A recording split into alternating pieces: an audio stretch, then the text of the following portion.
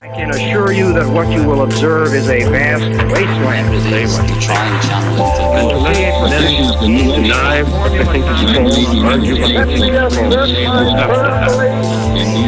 have to have free and uncorrupted communication.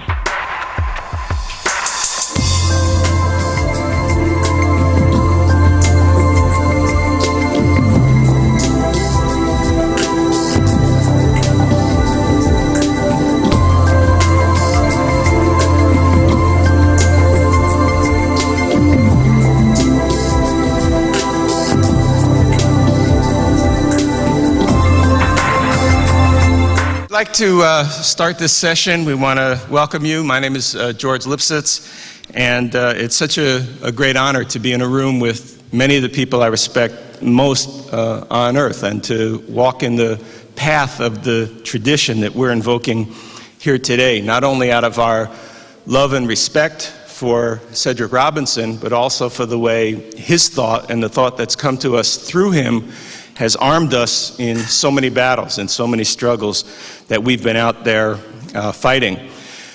In his eulogy for Walter Rodney, C.L.R. James had some criticisms of Rodney, but he said, you know, Walter got three things right. He asked the three most important questions.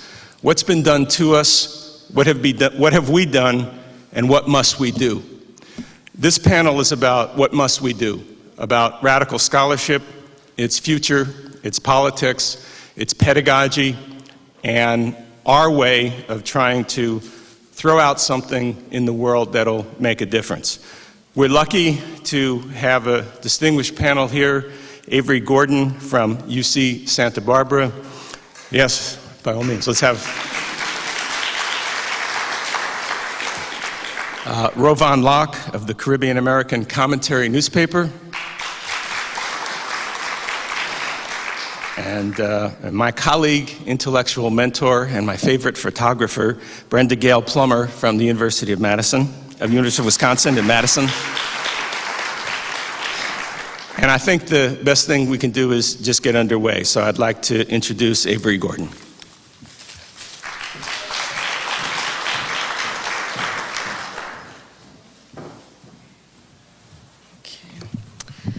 Well, first of all, I know everybody's going to do this, but I want to do it personally myself too, to thank the organizers of the conference, Françoise, Tiffany, Maricela HQ, and also Elizabeth, for organizing the conference, for inviting me to speak, and also, and they will understand this, for inviting me to be a guest.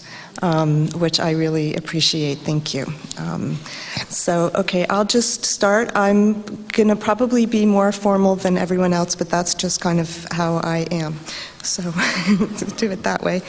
In 1714, Bernard de Mandeville, the Anglo-Dutch amoral philosopher and proselytizing vegetarian, wrote the book that brought him public notoriety. Based on a poem he published some 9 years earlier, The Fable of the Bees, it tells the story of a wealthy and powerful beehive whose inhabitants act only in pursuit of private gain and personal aggrandizement. All the same, they loudly voice their belief in an ethic that condemns this behavior and frequently lament that their society is full of sin. Irritated by their constant hypocritical complaining, their God decides to make them truly virtuous. In a flash, their society breaks down.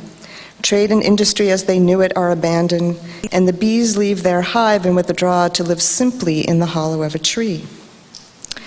Needless to say, this is not an African fable, and the bees do not learn the virtue of honesty and sharing. Mandeville wrote The Fable of the Bees to help fabricate the justification for factory discipline, imperial trade, and the accompanying ideology that treats private property as public wealth and self-interest as social regard. Thus, the moral that Mandeville draws from his tale is that virtue can only lead to an impoverished society, while immorality is the necessary engine of a wealthy and powerful nation. This must sound familiar, I should hope. As might be expected, the wealth of Mandeville's nation depended on maintaining what he called the, quote, meanest circumstances, and in consequence, he did not look kindly upon universal education. To make the society happy and the people easy under the meanest circumstances, he wrote, it is requisite that great numbers of them should be ignorant as well as poor. Knowledge both enlarges and multiplies our desires. The welfare and felicity, therefore, of every state and kingdom require that the knowledge of the working poor should be confined within the verge of their occupations and never extended beyond what relates to their calling. The more a shepherd, a plowman, or any other peasant knows of the world and the things that are foreign to his labor or employment, the less fit he'll be to go through the fatigues and hardships of it with cheerfulness and content. Radical scholars, of course, begin again and again, it seems, by refusing to make society happy and people easy under the meanest circumstances, by doing their best to extend knowledge beyond the verge of narrow occupations and forced callings, and sometimes even treat what the shepherd, plowman, or peasant knows of the world as worthy knowledge. They also, in the best cases, try to avoid justifying hypocritical or opportunistic behavior, their own or others, with Mandevillian fables. In the most general terms, radical scholarship touches the root or the sources of what Cedric Robinson calls the terms of order by exposing its presumptions, its lies, its costs, and its consequences, although radical scholarship's standpoints, the vantage from which it looks and sees, its evidentiary methods, reporting genres, aesthetic forms, and subjective impacts vary widely. Radical scholarship includes often conflicting customs and traditions, and it is also shaped by the temperaments and experiences of its producers who lean in one way or another as a result. Radical scholarship is absolutely truth-telling, even when it knows there are no absolute truths, and it is oppositional, often cranky, if not unrelentingly angry. I believe Ruthie used the word fury this morning. Radical scholarship also harbors lived epistemologies that structure either implicitly or explicitly the questions its practitioners ask and the answers they give. These epistemologies, the ideas behind the ideas, so to speak, are one part of the root or source of radical thought or scholarship itself, although I think we can talk about this if we want, needs to be, I think, clearly said that radical thought, radical scholarship, not necessarily at all the same thing. In my own work, I have wanted to expand what scholars have counted as radical thought in practice so that it's both more accurate and also more democratic. And I've been most interested in the evidence of things barely seen and in the subjugated knowledge of individuals and groups who have been historically dismissed as incapable of producing general knowledge. And I've tried to understand what the lived epistemologies of subjugated knowledge teach us about the systematic powers that injure and aggrieve us and about how to live better than we are told to. Cedric has been my esteemed colleague and my valued friend for 14 years, which is, I know, a short time compared to some people here today, but precious anyway, all the same to me. I met Cedric and I began to read Black Marxism shortly after I arrived here to teach at UCSB, and the encounter was a very important one for me. I had been trained intellectually and politically in the Marxist tradition, predominantly in the English Marxist tradition, and yet I had never read Cedric's book. More pointedly, I suppose, no one had ever suggested it was a requirement that I do so. And I learned a great deal from the unique combination that is Cedric's brilliance, his political acumen, his humanism and moral integrity, not to mention, I must say, his mania for historical archives and more recently obscure television programs I have never once ever seen. Which is a whole other thing. In any event, I think it's fair to say that Cedric's work changed the way I thought, and at the same time, it directed definitive changes I was already in the process of making. Since my first time reading, my admiration and respect for Cedric's contributions, and I think I share with many people here that was already begun to be spoken about this morning, that it's not possible nor I think desirable to parse the contributions of the published author from the man himself. My admiration and respect for Cedric has continued and deepened, not the least because he himself has always remained on the move, honing his craft and always looking forward. I know a little bit that the attention is going to discomfort you, Cedric, sorry. But I'm going to identify a feature of Cedric's work that has been important to me and that I think offers a principled epistemological practice that serves radical scholarship well and that I think is needed for its future viability. And that feature is Cedric's uncompromising attitude towards the analytically possible or towards what we can be expected to know.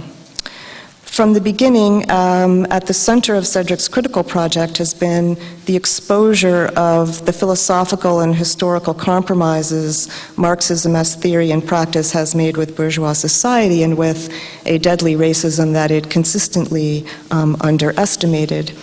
In a trilogy of works, Black Marxism, Black Movements in America, Anthropology of Marxism, Cedric has established, I think, a general approach to deconstructing accommodations to racism and to the lies of authority that has continued in the major research he's presently completing on blacks in Hollywood cinema.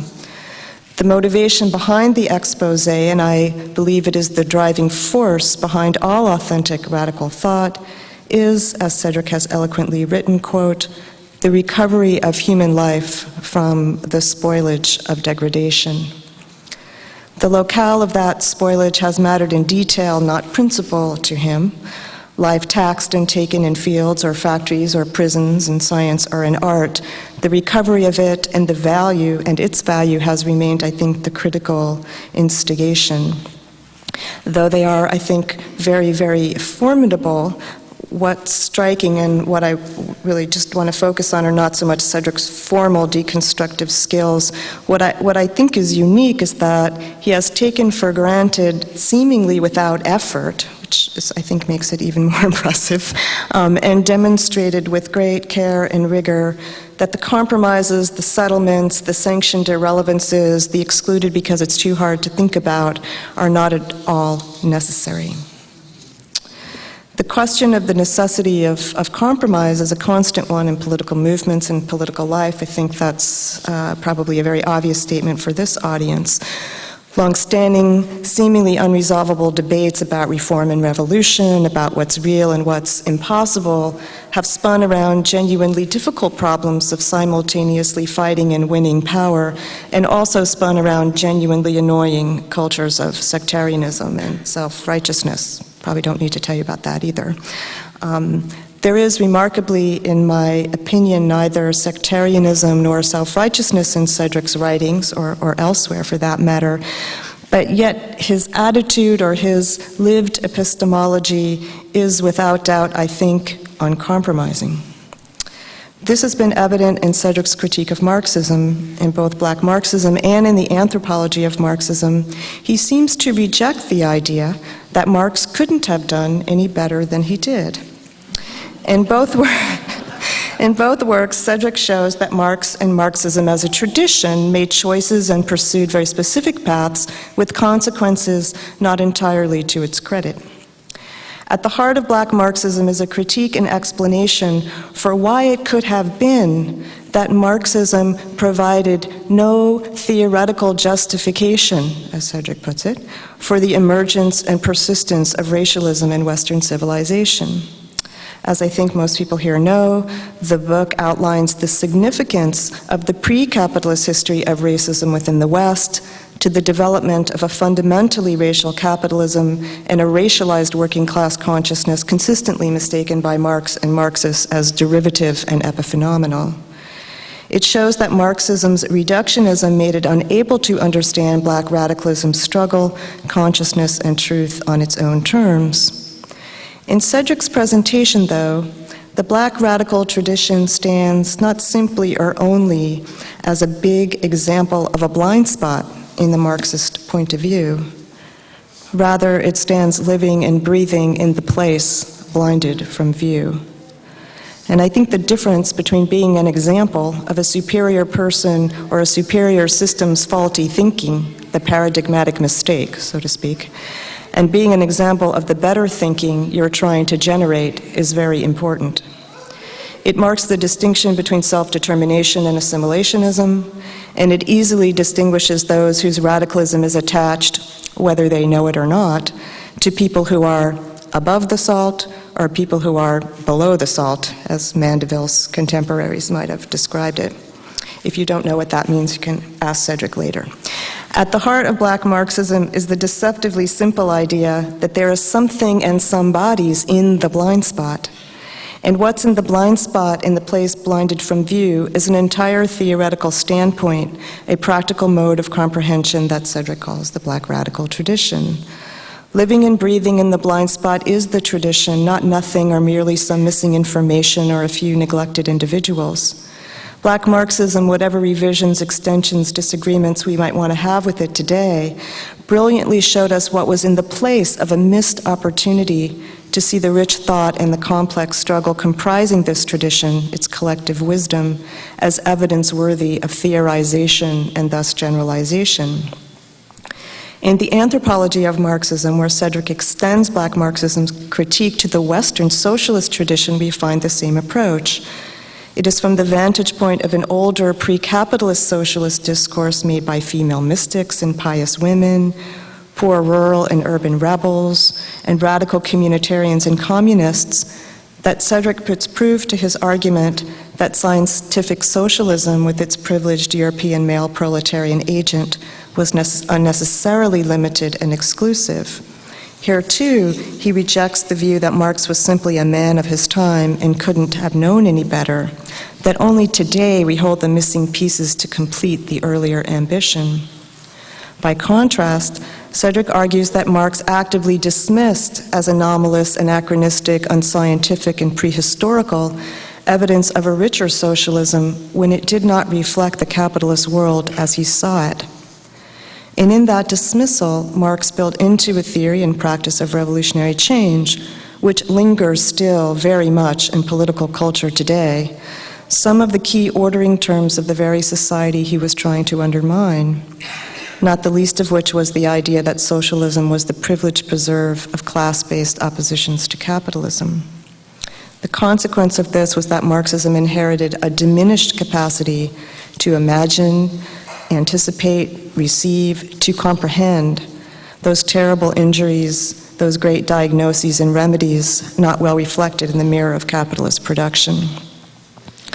By contrast, Cedric has worked as scholar, as teacher, as faculty governor, as TV reporter, commentary, and producer, and as an active member of the Santa Barbara community to enhance our capacity to comprehend abuses of power and to resist them. He has also been an uncompromising critic of what he calls fictive radicalisms, whether these are the Mandevillian progressive fables of today, or the conceits, another favorite Robinsonian word, of Marxism, or the simplifications of Black nationalism.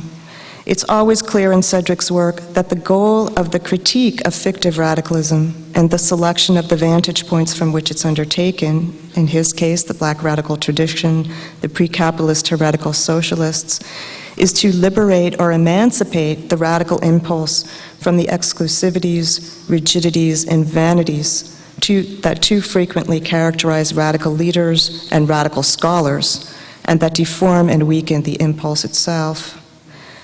Now more than ever, we need exactly the kind of radicalism that Cedric has promoted and articulated.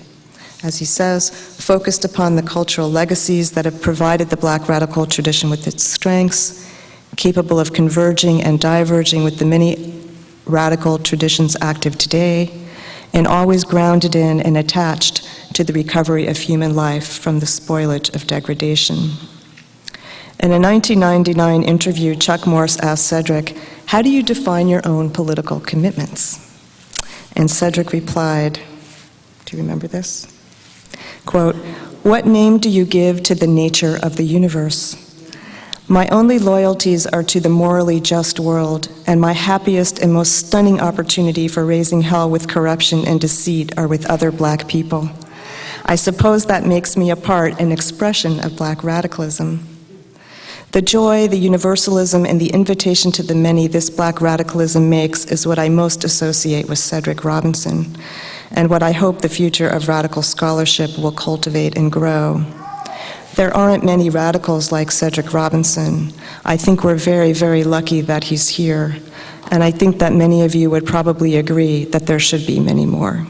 Thanks.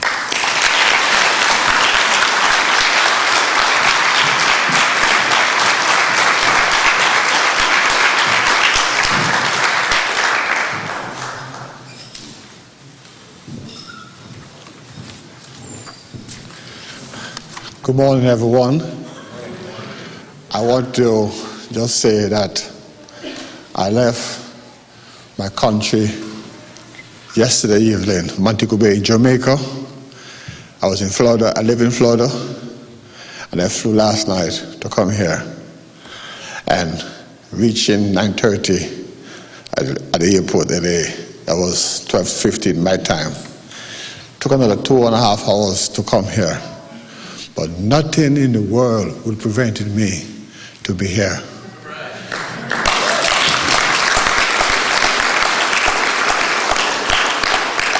I knew that Travis, the priest, Tatum, would be here. One of my closest friends. And one of my next closest friends, my friend and brother, Darrell, would be here. I saw a next friend of mine, a student. But I haven't seen my brother, my mentor, and Elizabeth for 31 years. Haven't spoken to them for 31 years, but I always have them in my thoughts every single day.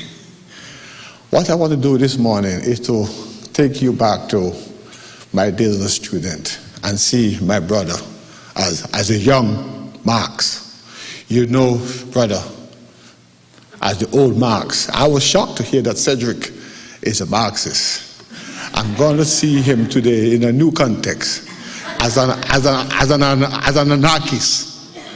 Anarchist, somebody fascinated with the idea of black people using warfare, violent warfare for emancipation. When I came to America as a quarter miler from Jamaica.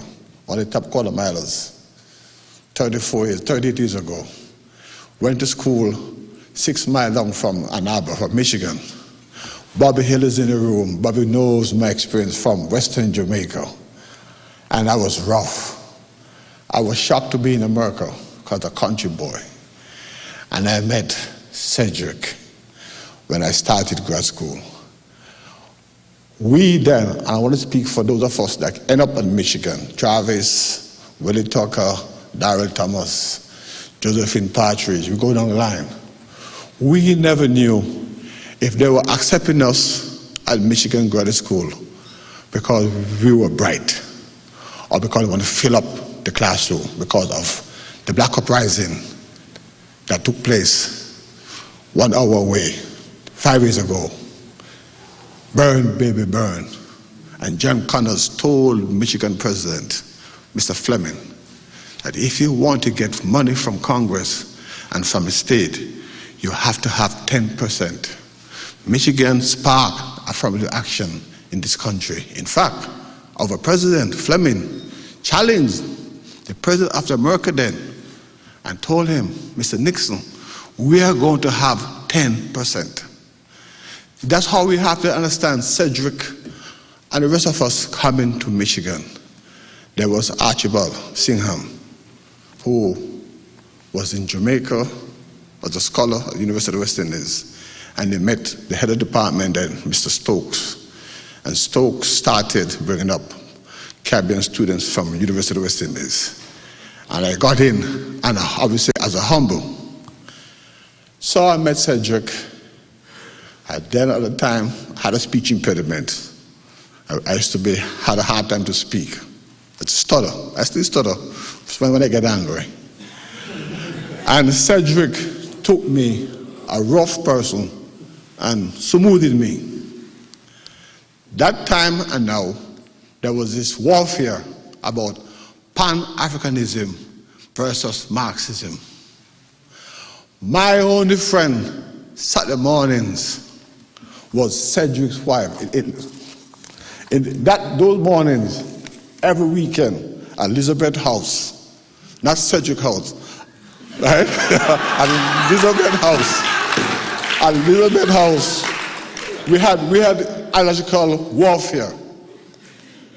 We also knew then that the black students coming to us, I was then a grad assistant in the Black Studies Department. We had a Center of African American Studies, CAS, and that also played a role in how we saw the world. And Cedric, Archie, Bill Ellis, Miss Varner, Bill Ellis' father was the dean. And so we had a right at that time, we had to be bad. We had no other choice but we had to be bad and take care of business in the classroom. And I then and now felt that Marxism could not answer my issues. 1 year after my brother and mentor left, I had the opportunity to meet Joel Sharmoff and his wife. And Joel, thanks to bear with me for those 4 years as my senior graduate advisor until Ali Mazuri chaired my work. But Joel took over from Cedric. But we knew that Black Matters Committee had a role, a mission. And surprisingly enough, Joel got me to Africa, sent me to Dar es Salaam, 1974. Cedric grew me, 71 to 73. I took 2 independent classes with him. Never had a formal class, but every Thursday from 1 to 4, it was just me and Cedric. He had his course outline, and he required me to write papers every week. Handwritten, right? And we talk, and we talk, and we talk. And they said, Rovan, look at Marxism from this new direction. He was talking about working class uprising. And at that time, Archibald Singham and Bill Harris were the true Marxists in the department, the true Marxists on campus. And they were willing to change the world by changing University of Michigan. We were nervous students. T.T., Travis, and myself said, boy, what are we going to do? We're going to take classes. But at that time in America was almost on the verge of a major revolution. Because bear in mind, we had the Black Panthers, the Black Uprising in the 60s, and we had the young women, Nancy Harstock and Arlene Saxon House, who, at one sense, tried to see the woman's struggle as a part of the black experience. We also had to deal with that issue because Cedric's wife, she was in a sense a quiet person, but we could see her Saturday mornings trying to figure out where we as brothers stood on the issue of women oppression. Women oppression at the time at Michigan campus was a major theme which was it was a part of the struggle, competing with the Pan-Africanist Marxist direction of the graduate students. Travis and I, as Cedric said earlier on, used to war every day. We had coffee, we had lunch, we wore. But Travis was the chairman of the Black Matters Committee, and I was his ideological advisor, keep him straight. Cedric was also leaning towards TT because they were from the West Coast. Let me share something with you. I never knew where Cedric came from. I never knew if he was from California or from New York. But what he did, by the way he dressed and the way he conducted himself, we knew he was a very committed brother and scholar. Joel said something earlier on about Cedric doing his book. What fascinated me then and now, he insisted that I should go and see the spook who sat by the door. And I have in my little paper here, I asked myself, was Cedric Robinson the spook who sat by the door. Because that show came on campus, outside of campus, and showed for 1 week, and nobody else saw that movie again. But it was there for about a week. And I saw the movie. And it changed my attitude and orientation towards Cedric. Because he taught us, he gave us ideological views, but we didn't know where he stood. And then I asked myself, where was he as a Marxist? When Joel came to Michigan, Joel never knew that my struggles, ideological warfare and struggles with him, was because of where Cedric had placed me. Because Cedric was intrigued with Marx's view on the lumpen proletariat, not on the workers. Cedric taught me about the lumpen proletariat and the peasantry. I asked myself when I visit Cedric home, where all these brothers and beautiful black women and sisters were into this Marxist struggle. And I knew that I was going back to Jamaica because I had a mission in Jamaica. I was just there by accident, truck scholarship, got into Michigan because of the 10%. And I knew I had an opportunity to do well because the work was easy. And we had good professors. We had Cedric, Bill, Nancy Ostock, Arlene Saxon House, and we had a good president, Robert Fleming. And back to what Joe said again, when we are in the struggle, we have to deal with the role of the university. Without Fleming, there would have been no BMC.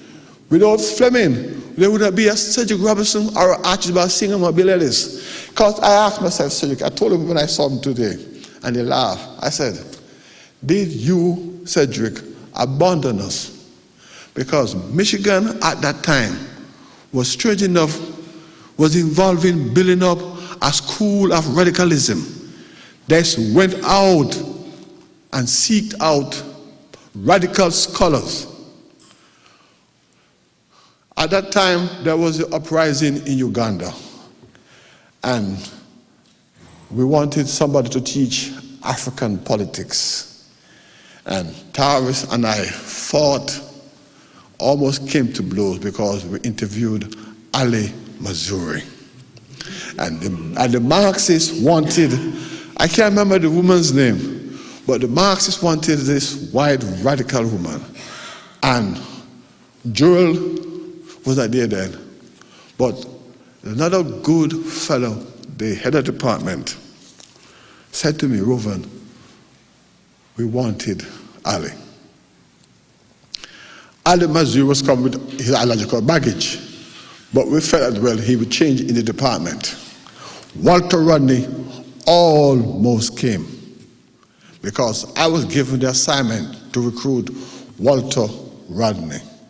In fact, while we talk, and I hope I have time to mention Walter Rodney and Morris Bishop, I was the one who advised Walter to take the job because Cedric had gone, and Bill had gone, and Archie had gone, and the university gave me the commitment, because I picked him at the airport, to offer him, Walter Rodney, a position at $150,000, and he refused to come. And I told him, when I took back to the airport, that he was going to die in Guyana. We knew, based on the way we studied, the way the Black Matters Committee was shaped, that if he had gone back, if he was going back to Guyana, he would die.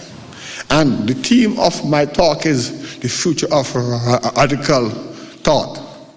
There's some serious problem in the school of thought, radical thought, because of those who are shaping policies in the Caribbean and Africa, and those of us who are in academia.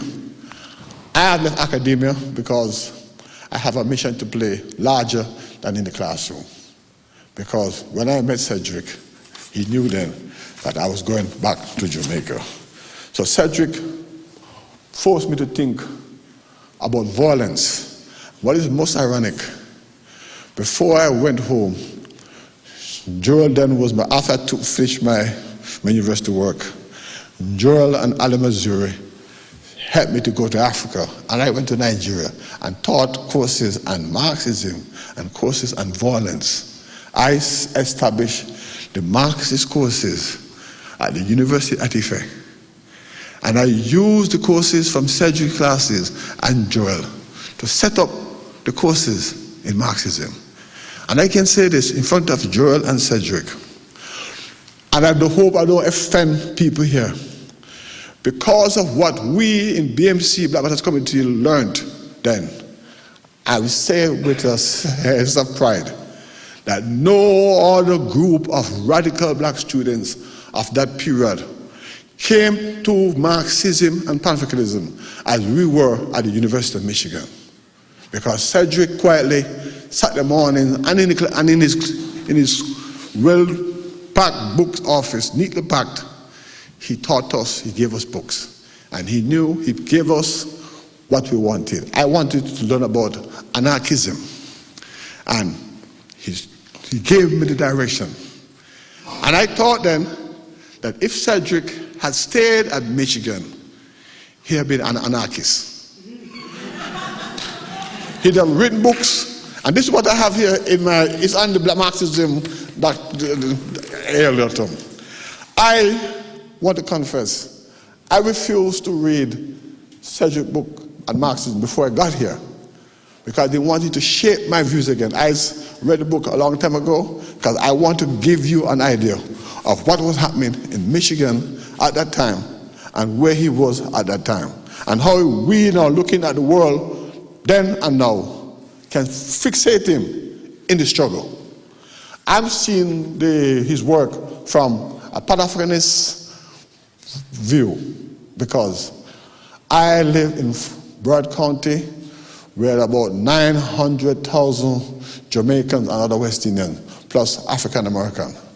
And South Florida, the state of Florida, is still deep south, but it's coming home. And we, through our newspaper and being there, have to shape Florida. In the next 5 to 10 years, Florida is going to rank it's going to be ranked as the second largest state because every day 7,000 people enter Florida. And we have lots of big income Jamaicans and Caribbean people moving to South Florida. So, and Marxism and Pan-Africanism are weak. The people who teach those courses, I was telling Joe, are afraid to address the numerous issues of the day. Because if you're radical in academia in South Florida, you're not going to stay long. If you're academia in Florida, you cannot speak out because they will remove you. And the students who are coming to those classes at University of Miami, FAU, they're not coming to get an education. They are coming to graduate. In our time at Michigan, we were going there to get an education to emancipate the world. One of the things that Cedric taught me was to look at Feuerbach thesis. I think his name was Feuerbach thesis. This Marx views on Feuerbach. Philosophers have only interpreted the world. Our role is to change it.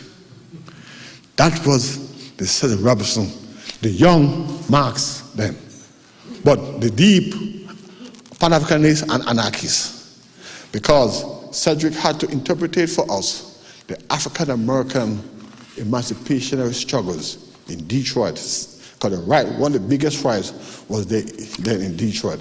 And Cedric came out of, I believe, the Watts experience. And although he came from the Watts experience, he never showed it.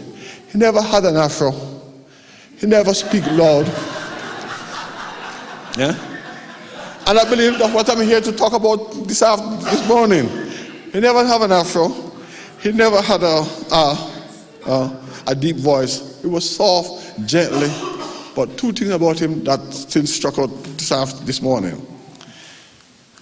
I learned to be cool by looking at Cedric and Travis every day. If you know Cedric then, I still wonder, when I saw him this morning, let me confess, and Travis could answer me, is that the same coat he had when he was in Michigan? Because he always wear those loose coats that put him out there as the best dressed scholar on campus. But then he was serious because he asked himself, what is the role of black intellectuals in a white elitist university? He keep asking that. He also directed me and others, and somebody asked a question earlier on, to Frantz Fanon. Any student of Pan-Africanism, any person at Michigan at that time had to read Frantz Fanon. And Cedric, when you went, Joel Sharmoff, that was one of the core requirements. And all the bookstores had that book, Fanon work. If you're a Marxist, you couldn't be a good Marxist unless you know Fanon. And at that time, my war with the Marxists as in Liz's big living room was, how could you talk about the class struggle when China, 1949, Algeria Revolution, and the Black Revolution? What Cedric did, he taught us about Marxism, the negation of the negation. Never forget that. The way he used to address it with his hand. The negation, everything was a negation. Okay? But I remember that. But then he keep on telling you, remember about the oppressed people and the Negro Passage. There was a permanency of the Negro Passage. And I heard some references this morning to the Negro Passage.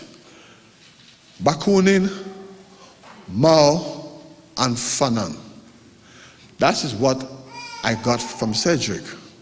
Bakunin, the founding father of anarchism. Mao, self-contradiction, positive and negative contradiction, and the role of the masses, which Marx never addressed. But Cedric had taught us that the role of the peasantry, especially in the third world, and at that time, the Southern African liberation struggle was going on. Then and now, if you were a Marxist and couldn't address what was going on in Southern Africa, then you were not a true Marxist. Because although he left us early and still needs to explain to me and others why he left, because it wasn't about intellectually oppressed. Because Cedric was emancipated. He was, I could say this, he was the most loved scholar within the department. There was a large gap when he left. There was a gentleman, he passed last year, Harold Jacobson. The head of the department, by the time I did my work, he was on my committee with Joel and Ali Mazuri. Harold Jacobson told me, Rovan, wherever you are in this world, try and find out why did Archie, Bill, and Cedric left us? What did we do to them? You know, if it was not money, it was not being hostile to them. Why did they leave? And I want to say, I'm closing Cedric Robinson and the Third World. For me, I am close to the struggle in Jamaica because the Prime Minister of Jamaica comes from my state. And he likes me because one of the things that Cedric taught us to, that you can talk all day, but when I see you on a Tuesday, bring your article, always write, and always read. We, from Black Matters Committee, Cedric has a permanent role in our life because either for Travis in Atlanta, and let me share this, Travis will allow me to share this. Let me tell you how close we were. After Cedric left, Travis and I got closer. And Ali Mazuri bemoaned the fact that he never got a chance to chair Travis' work. I'll be a Travis advisor. Ali is my closest friend. And he took over where Cedric and Bill and Archie had left. And it wasn't for Joel and Rachel, his wife. Because we used to go to, after Cedric left, we used to go now to Joel's house, right? And sometimes I couldn't go because sometimes he'd have it at the wrong time. But in closing, I want to say, Cedric, stay strong. Liz and the kids, what you have done for us, you made us see things not from a black perspective, but from a socialist, without either you white European or black socialism, but from a socialist perspective, always trying to become a better human being every day that we live. And I flew from Florida to Jamaica to here just to say that words can never express my gratitude and Black Matters gratitude to you and Liz, although you left us. Thank you so much.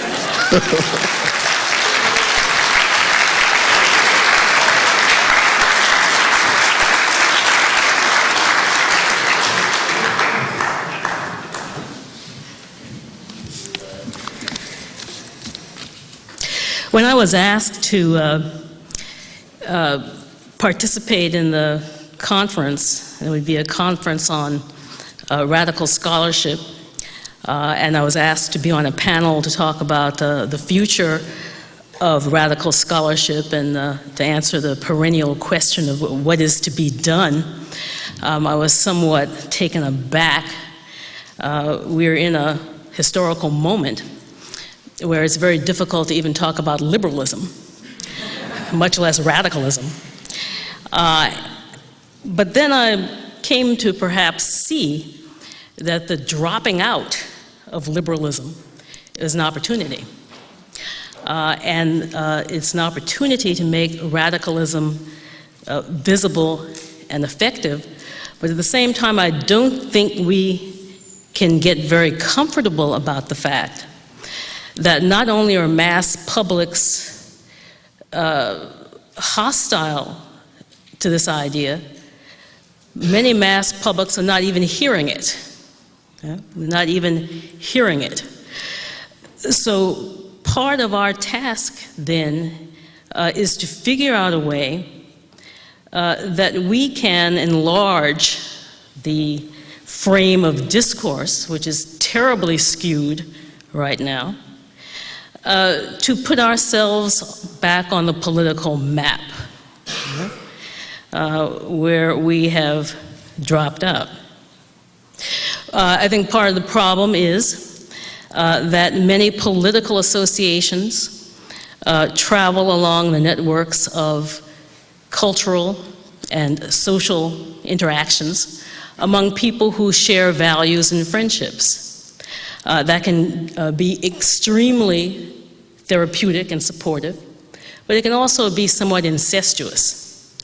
And I think that there must be found some ways for us to enlarge the communities within which we interact and find many different kinds of people that we can bring into the conversations that we want to have. Now, again, given the climate, I think it's not entirely inappropriate to talk about what I'm choosing to call radical conservancy. Radical conservancy. I'm not talking about conservatism, right? I'm talking about conservancy. Right? And I'm sure you'll have images in your mind of tigers and impalas, racing through game preserves.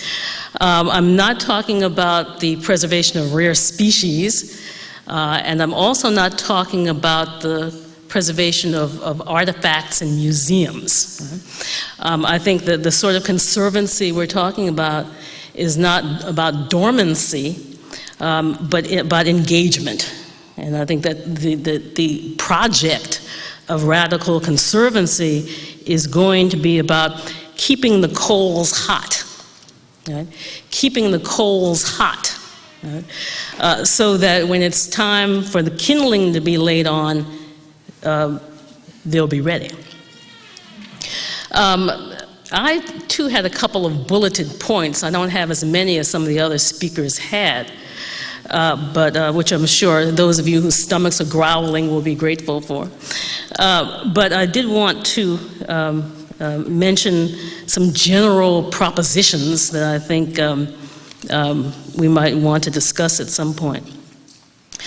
First one is that radical scholarship seeks to make knowledge accessible to general publics outside the academy, to break out of the anti-intellectualism that is the mirror face of contemporary academia's preoccupation with micro subject matter. Now, according to the historians, there was a time in this country when there was a small class of people who are now referred to as public intellectuals, who could make a living outside of colleges and universities.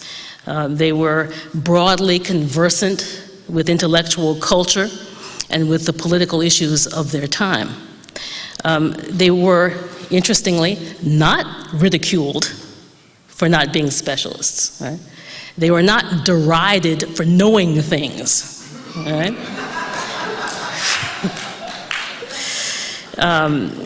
Their Ivy Tower counterparts today live in relative isolation and insulation from the society at large, and many, having been identified with one subtopical area, continue to write the same book over and over. We have to ask ourselves what the possibilities are for transformative politics that engages broader publics. University culture in the United States was incubated in a crucible that made a distinction between high and low cultures.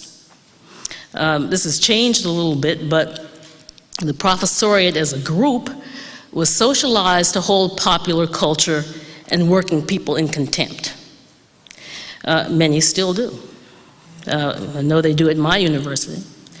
Radical scholarship, however, seeks some grounding in the popular in order to mobilize bigger constituencies for change. Radical scholars must have roots in the popular, but not depend on it for their identity as scholars. We're not adolescents imprisoned by cool. I think Cedric Robinson has understood the need for this kind of accessibility, and through his networking with colleagues, for example, at the Institute of Race Relations in London, came to promote in this country the journal Race and Class, which specializes in focused articles, generally short articles, written in clear prose and intended for a wide international audience. We don't have many periodicals of that sort here, and we've had a lot of difficulty in sustaining even a liberal press in a risk-adverse publishing climate where small periodicals rarely survive. There are perhaps some ways in which the internet has taken the place of this kind of communication, but that unfortunately does also tend to address a rather overly specialized audience. So I think that one of the tasks for radical scholarship in that regard is to not only embrace popular technologies, but also to seek to extend venues for their use. Okay, the second statement I'd like to make and elaborate on is that radical scholarship interrogates not only the conventional discourses of the academy, but also its daily practices. All too often we get involved in writing our books and teaching our classes, and we totally ignore the sort of low-rent Machiavellianism that's going on at our institutions. I think the struggle for tenure that we all have to undergo has taught a lot of folks pretty much how to keep their mouths shut and look out for number one. A lot of institutions where the motto, eat lunch or be lunch, should be over the portal.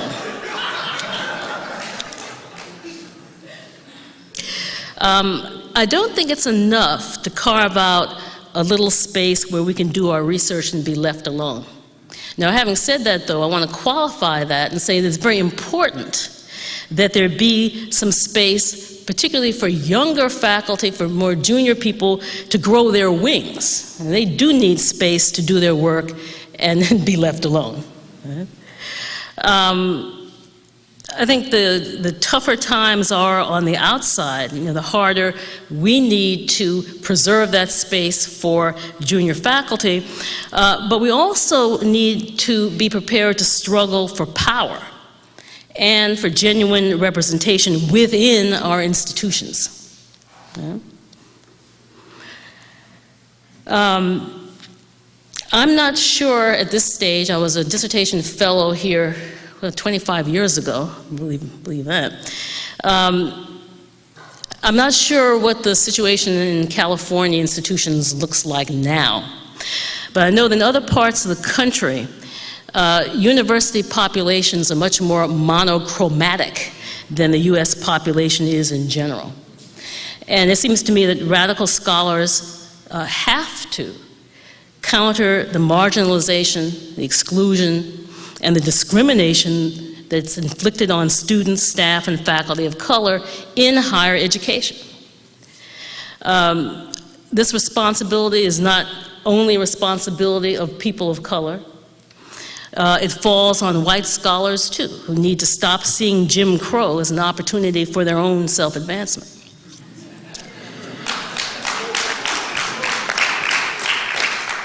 Now, here again, we see an example set by Cedric as he resisted efforts to neutralize the radical thrust of the Center for Black Studies mission in the 1980s. He deflected bureaucratic efforts to make Black Studies a poster child for budgetary retrenchment and protected that rare entity, a Black intellectual community on a predominantly white campus whose members were actually allowed to give free range to their ideas. Can you imagine?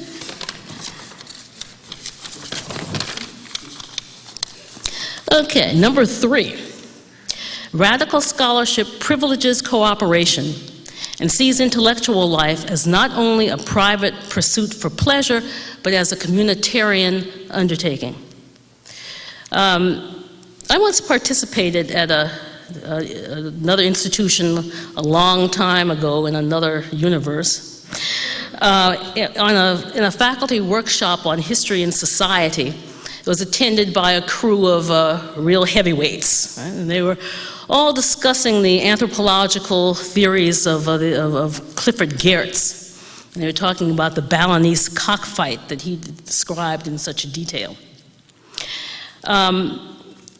I, very junior at the time, had the temerity to pipe up in this distinguished company. We know what Geertz thought of the Balinese, I asked. What did they think of him? There was a moment of silence. What a stupid question, someone finally blurted out. So I was royally put down, but I think I made the point. All right. What do we as scholars give back?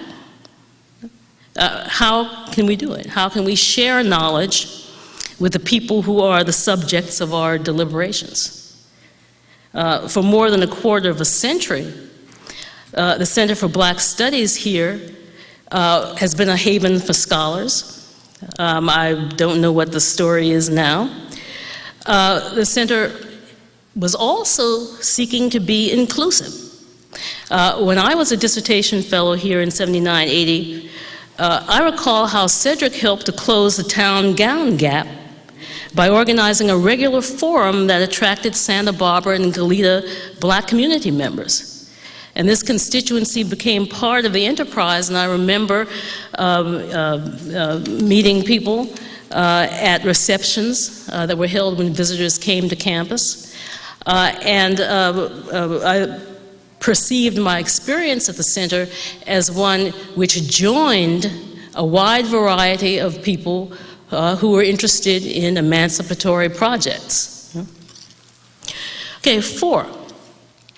The Black experience remains central to any radical intellectual enterprise in the U.S. Now, the Immigration Reform Act of 1965 brought large numbers of people of color to the United States and changed the nature of ethnic politics. We now have Black Americans who are not Afro-Americans, so to speak. Now, postmodernists speak of the dissolving of racial categories, and they use this sort of thing as an example. I would maintain, however, that Blackness has not been dissolved, that it remains a flashpoint in this society, and it represents for immigrants and others the lowest common denominator, the absolute floor from which the only way is up. Right? The index that they use to measure their acceptability in U.S. society. Now, while this certainly stigmatizes Blacks, it has the emancipatory potential of stripping us of any illusions. Already we see that African Americans are the only ethnic group that even comes close to consistently voting its political interests. Mm-hmm.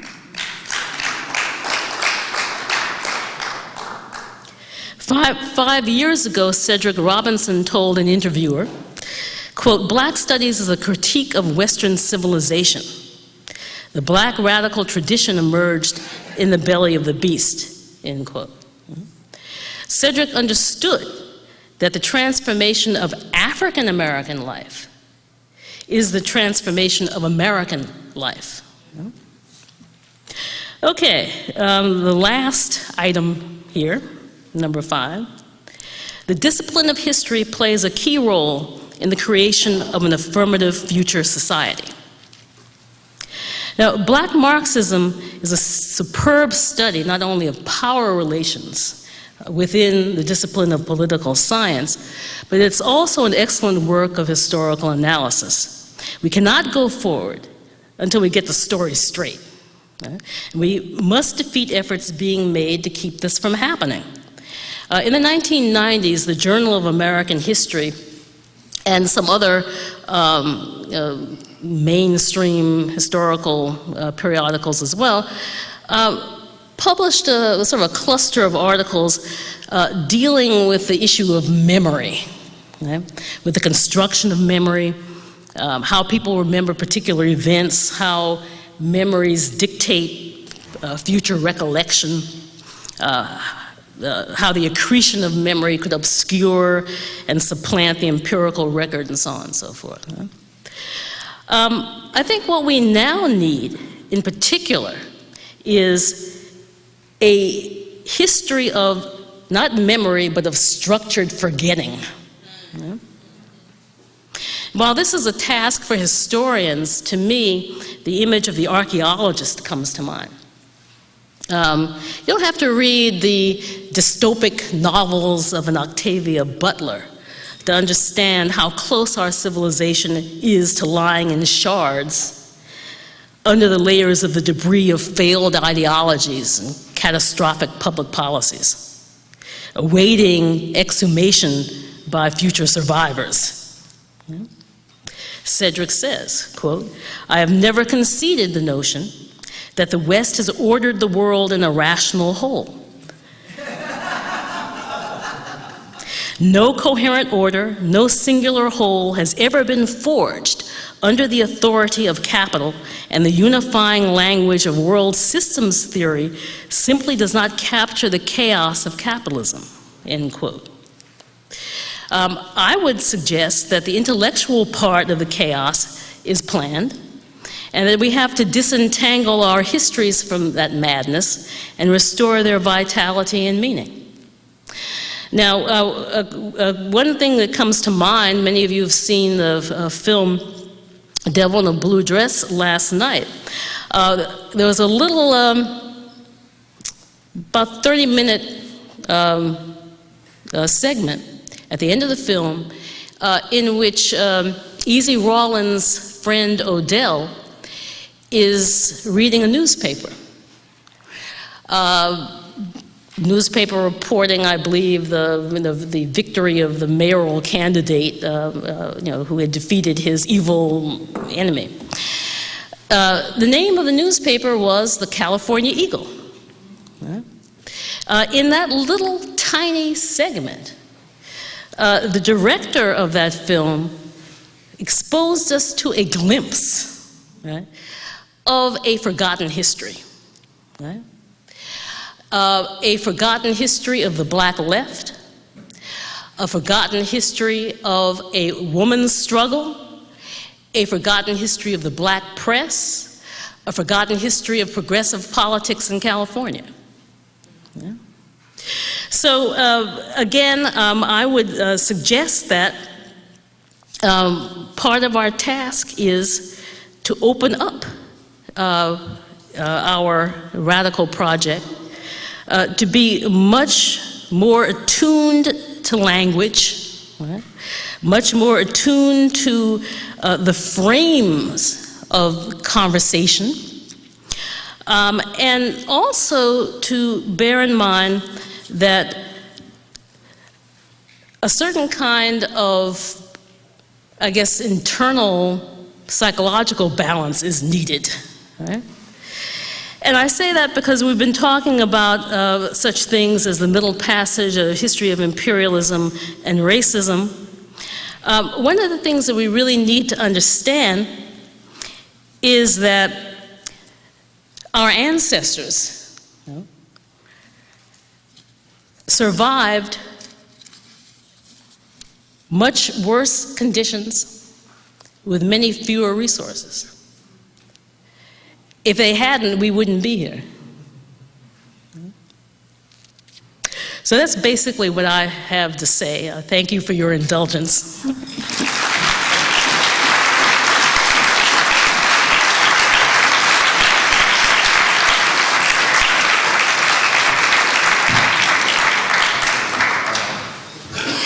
We've had 3 serious talks by 3 serious people. We're going to have a general discussion soon, but first I'd like to see if people want to come up to the mic and direct particular questions toward any one or all 3 of the panelists. Let me start with a question to see if we can get it started. One of the difficulties we sometimes have is knowing the distinction between being oppositional and being generative of something new. The difference between reform and revolution, the difference in Vincent Harding's terms of simply breaking the chains or of steering the ship, moving society in a different direction. And I wonder if the panelists could talk about what kinds of scholarship help us not only see what's wrong, but prefigure some new sociality, some new sense of justice, some new sense of morality. And of course, this is not just a scholarly question, but if you could talk about work that you see or ways in which your own work in which you try to do that, it would be, I think, really helpful.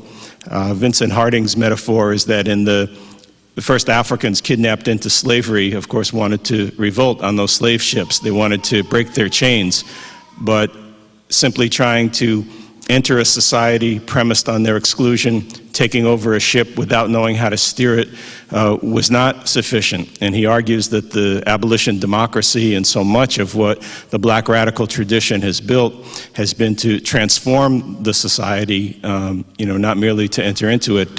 Gail ended with the California Eagle. Mrs. Charlotta Bass used to say, we have to be about more than dark faces in high places.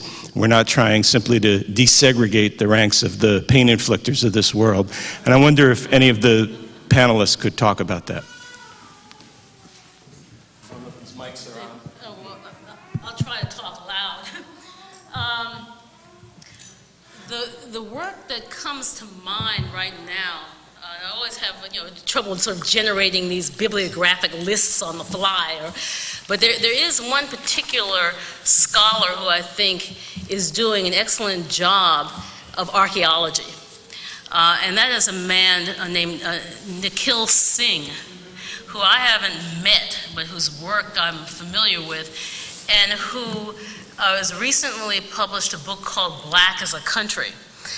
in which he attempts to unravel the accretion of, to be blunt, lies that have developed and circulated in the country since 1945 about race and ethnicity and about racial power in the society. So that would definitely be one work that I would put on the list of very promising developments in the future of radical scholarship. I had a scholarship, but I've been around black scholars and Marxists, and I have a problem. I have a very serious problem. Over the past 10 years, or 12 years, there have been two major issues or developments in the Caribbean. Michael Manley and Jamaica. And three issues: the death of Walter Rodney and the death of Maurice Bishop. And I don't see the type of work or scholarship coming from Marxist scholars or from black scholars and those developments. And it worries me. Also, being a newspaper owner, publisher, there's a next issue. In my time, in the 60s and 70s, young black were into books, reading.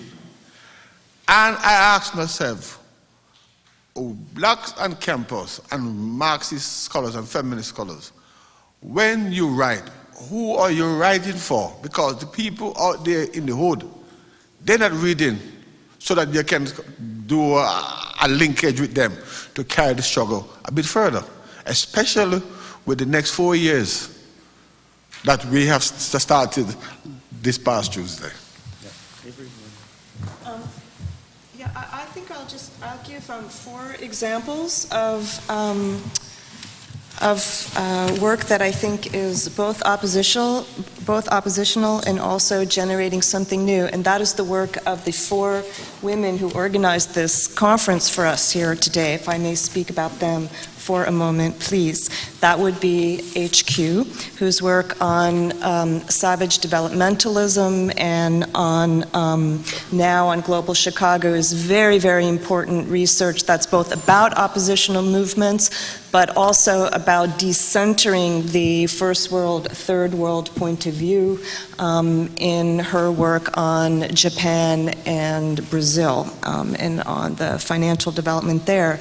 Tiffany Herard, who's been doing very important research on race and democracy in South Africa, and in particular on the invention and production of whiteness and the construction essentially of a white working class, in some sense a civilized white working class necessary for the production of grand apartheid in 1948. Françoise Cromer's work on black women's capacity to self-diagnose their own health conditions and their own health needs. Amazing ethnographic work she did standing in the streets of Harlem, asking black women what their health needs were.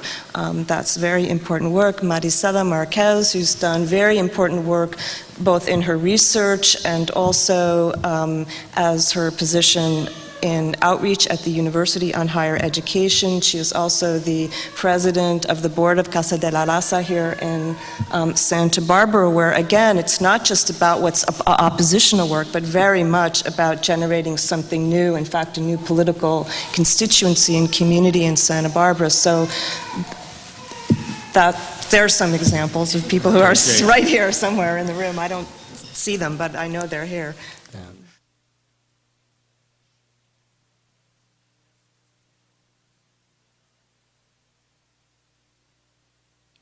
Here's my question.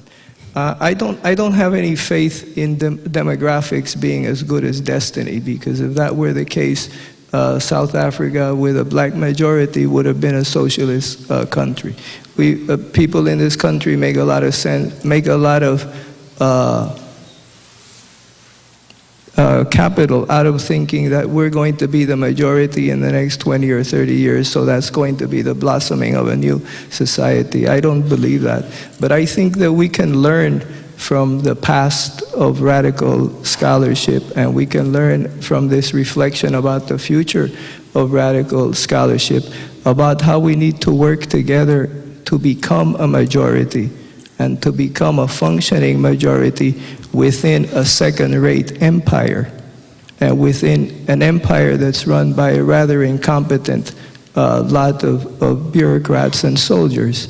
So my question is, what is it that we can learn from the places in the world where people of color are the majority, where black people are the majority, like Brazil, like Cuba, like Venezuela, like Colombia, about what's happening there and how we can create bridges to some of their more progressive exercises that are being conducted in Brazil, in Colombia, in Venezuela, in Bolivia, and in Ecuador. What is that we can learn from that so that we can create a social movement that can open up opportunities for us to breathe a little bit more democratically? Thank you.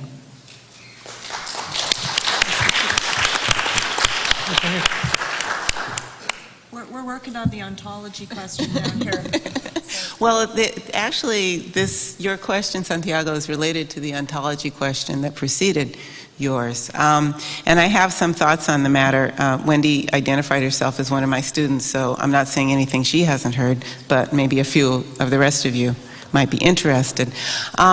There is, and to connect what she was talking about to Santiago's question, there is a world of difference, a world to be made of difference between a kind of demographic numerology that people worship.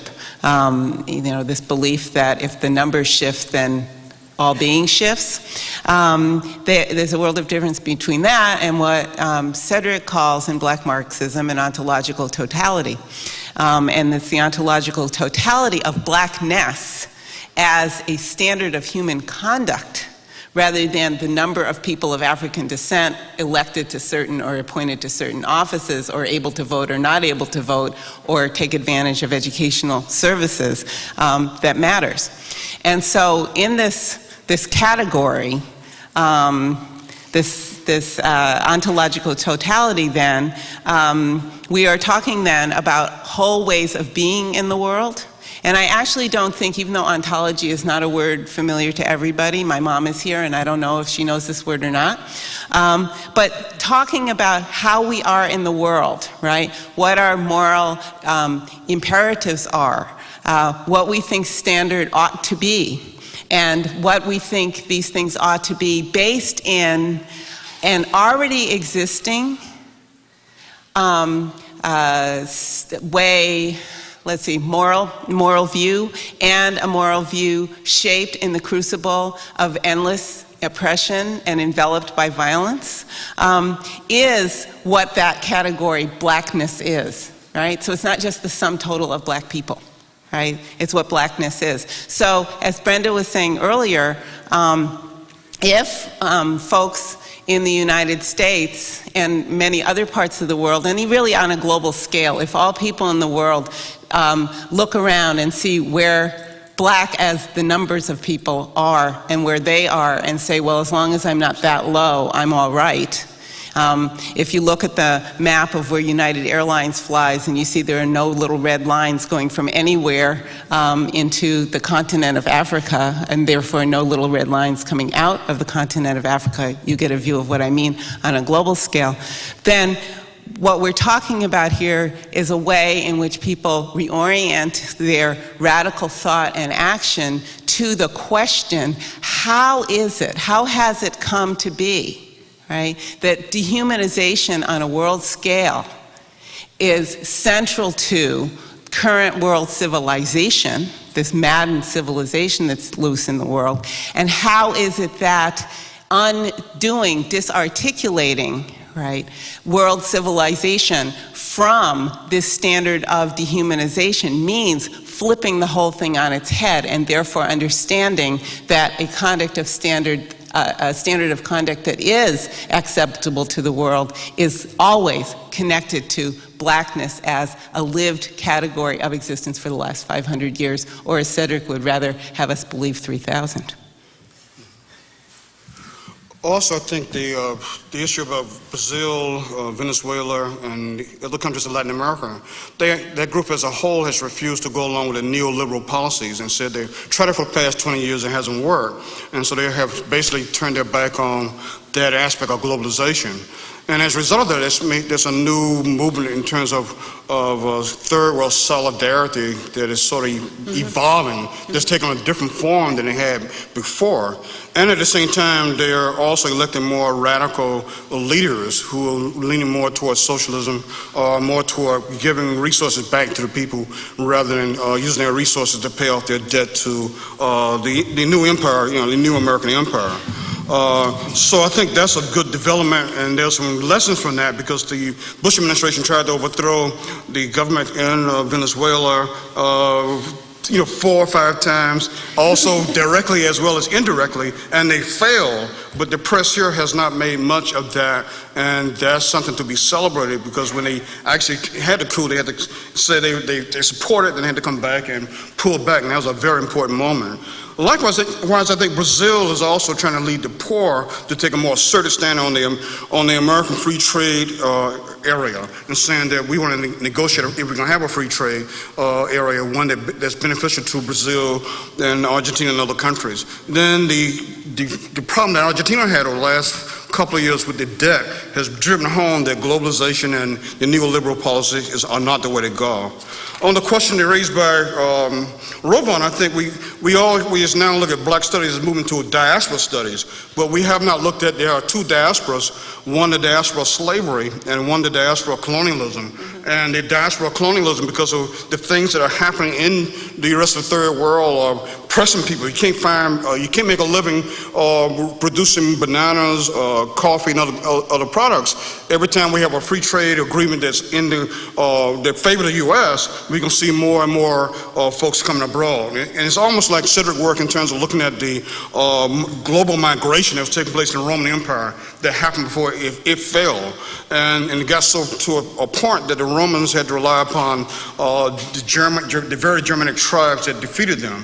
And America is moving the same way in terms of its role going back to empire. And we have to, in some sense, look at the empire, look at new forms of imperialism that is taken, that's also against the Europeans and others, because during the Cold War, the intercapitalist struggle in terms of imperialism did not exist. And they wrote this book by Becker, said the post-imperialism, that they will no longer practice imperialism. So we have to recognize that imperialism is taking on a new form under George Bush, and it's going to really take off the next 4 years. And we have to be prepared to deal with some of the consequences of that, and also in terms of trying to build new ways to deal with that. But I really had 2 questions for the panel as well. And one has to do with the alliances that we make across people of color.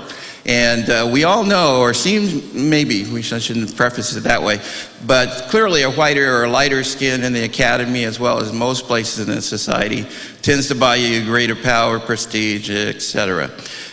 Given that, how do we build and maintain alliances among people of color, especially given, if you will, the sense of blackness as a perpetual floor from which other experiences not only are judged, but come to judge themselves?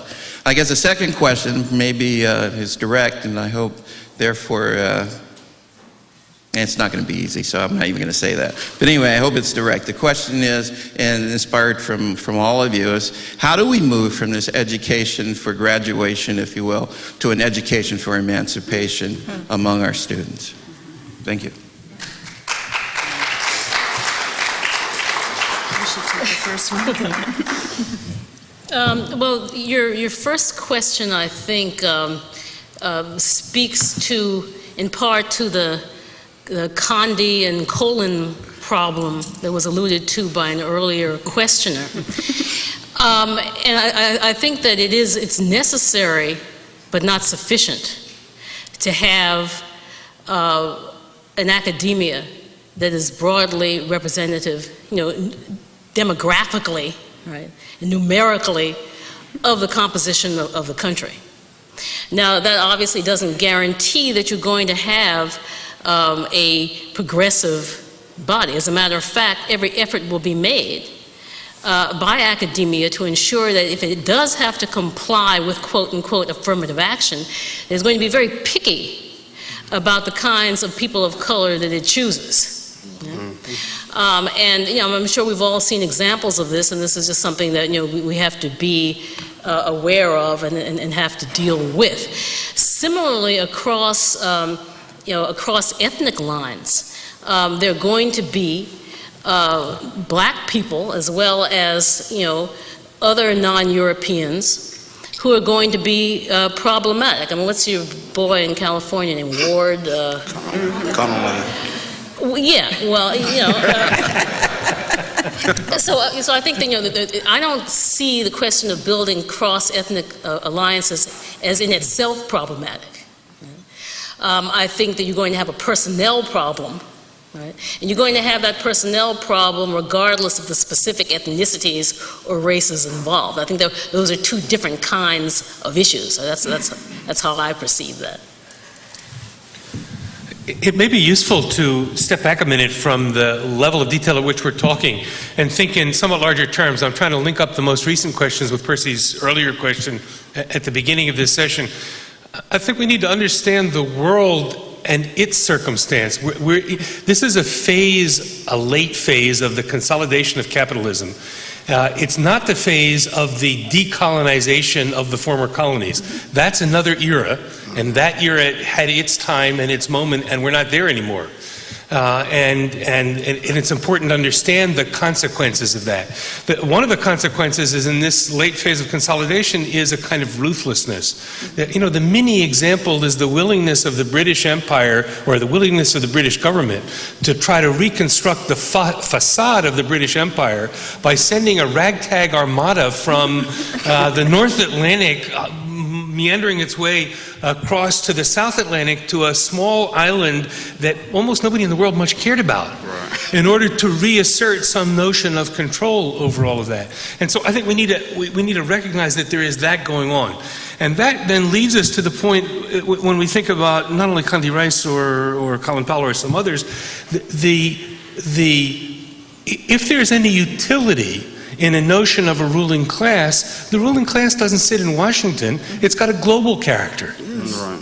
And its global character includes people of all sorts of colors. Not as many darker skinned as lighter skinned, but we would be fooled into thinking that ruling class means white. And therefore this notion of who's wearing all that is not just a notion of solidarity among political activists who are trying to change things. There is a globalizing character of this particular phase. And I'll stop now because I know lunch is sitting back there. But yeah, I think we need constant. The point I'm trying to make is we need constantly to relate the small-scale detail questions that we're all engaged in every day in our lives to some larger understanding of the contexts in which we work and how those two intersect.